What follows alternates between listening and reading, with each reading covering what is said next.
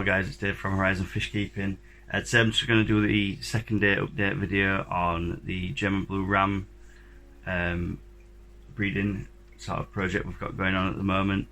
And today I'm happy to say that we do have wigglers in the tank, so hopefully we'll get these guys up to free swimming, and we're going to start feeding Hakari first bites and baby brine shrimp. So this is just an update video on the season 2 episode 1 video that I did during the week.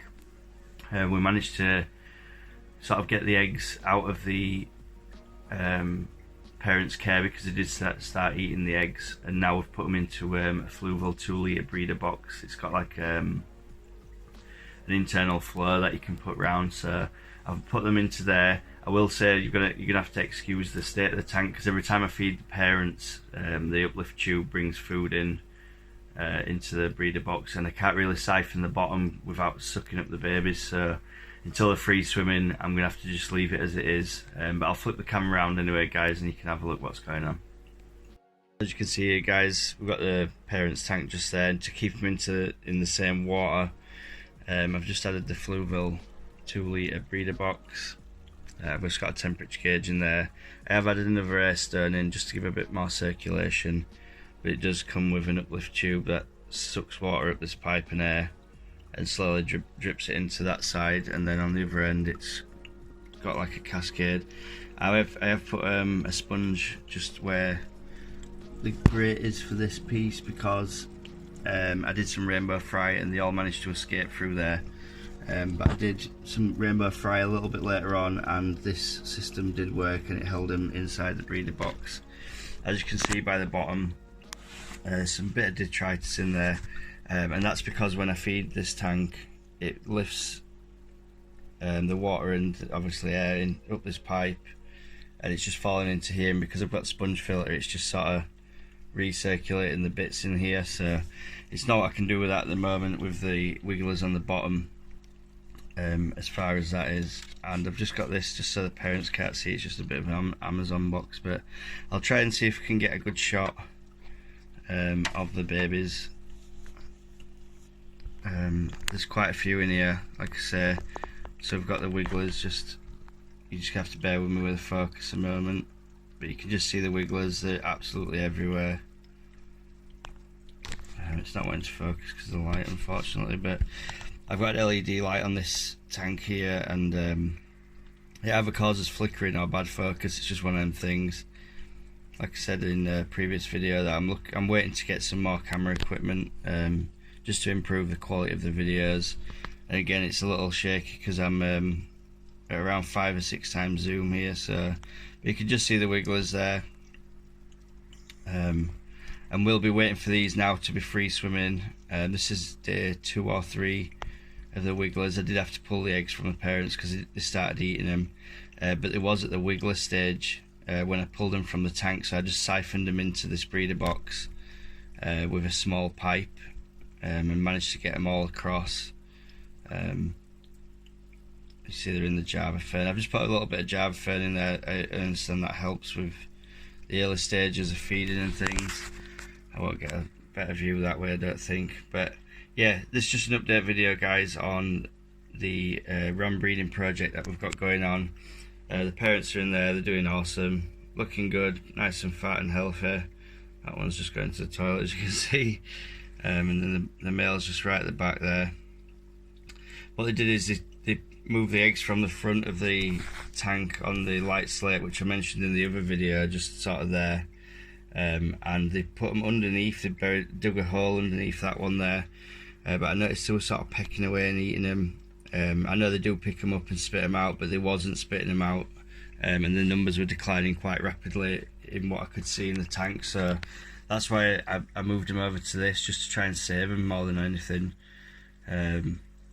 So yeah, that's what we've done. And as far as the electric blue rams go, I think they're too young to breed yet, but we'll do a video on these guys as well, because these guys are pretty awesome as well. I've just got a guppy in there for a bit of a diver fish, but there's some more rams in here. I'm just trying to sort of pair off another pair, and then we'll get some of these rams bred. The guppies, oops, just turn the light off a second. The guppy tank here, the light's down at the moment, but these guys are going to the wholesaler. Let's stick the light on so you guys can see. Always there's this weird cycle of light. Yeah, so these guys are going to the wholesalers next week. So this tank's going to be free for the ram fry. So we'll get the rams into this tank for the first grow out tank. We'll probably put them in like a 10 gallon, and then we'll move them up into this once they get a little bit larger. This will be the home then until they go to wholesale. I will be keeping a few because I always do. I've kept quite a few guppies for my main tanks, my show tanks, but this is the sort of grow out tank I'd use. Sort of planted tank, place for them to hide, and they'll grow out quite nice in there. So that's the end of part 2, guys, on the ram breeding project. It's going really well at the moment. I'm quite happy with how the fry are looking, and hopefully we can get them feeding quite soon. I do hatch baby brine shrimp out on a daily basis for all my fish anyway. I feed them to adult fish, I feed it to cichlids, every fish that I've got. So I will be using that at some stage once I get the growth going on a bit with the Hikari first bites. That's probably going to be my main food of choice. It's just convenient, easy, and it's the right size to feed. So until we get them up onto the brine shrimp, we'll be using the Hikari first bites. And again, I'll do more videos on this project. If you do have any questions, I haven't used any meth blue or anything like that in this time round, and it seems to have worked a lot better. I think the first stages of the hatching out to the wiggler stage is definitely, you've got to leave it down to the adults. I think you could do it artificially, but I think you'd struggle, especially with the meth blue, because they're so small. You'd struggle to see them wiggling in the meth blue, and then have sort of been able to pull out the meth blue at the correct time, so it doesn't affect the fish. Because I understand it can give them problems with swim bladder and things like that if you leave it in the meth blue for too long. So I think if I were to recommend, if you are breeding rams and you are sort of having failures, just let them keep breeding. Obviously they'll look after the fry better than we can.